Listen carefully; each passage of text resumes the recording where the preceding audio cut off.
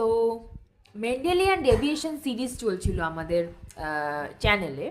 তো সেখানে আমরা অ্যালিলিক ইন্টারাকশন নন অ্যালিলিক ইন্টারাকশন নিয়ে আলোচনা করেছি এবং তার ডিটেইলে একটা ভিডিও আমি দিয়ে দিয়েছি। আজকে আমরা যেটা নিয়ে আলোচনা করব সেটা হচ্ছে এপিস্ট্যাটিস, যেটা হচ্ছে নন অ্যালিলিক ইন্টারাকশনের মধ্যে পড়ছে, যেটা জিন জিন ইন্টারাকশনের মধ্যে পড়ছে। পার্টিকুলারলি একটা জিন অন্য জিনের কাজকে কিভাবে বাধা দেয় বা কিভাবে এনহ্যান্স করে সেইটাই আমরা দেখব।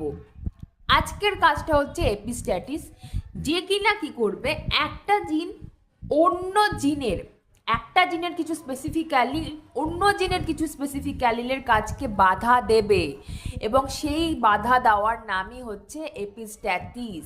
এবার এপিস্ট্যাটিস দু রকমের হয়, একটা ডমিনেন্ট এপিস্ট্যাটিস, একটা রিসেসিভ এপিস্ট্যাটিস।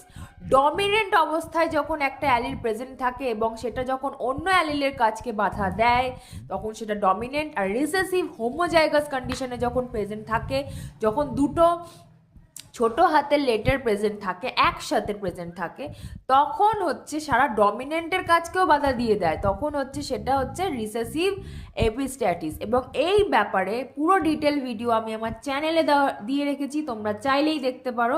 আর ভালো লাগলে আমার চ্যানেলটিকে সাবস্ক্রাইব করে দিতে পারো। বাই।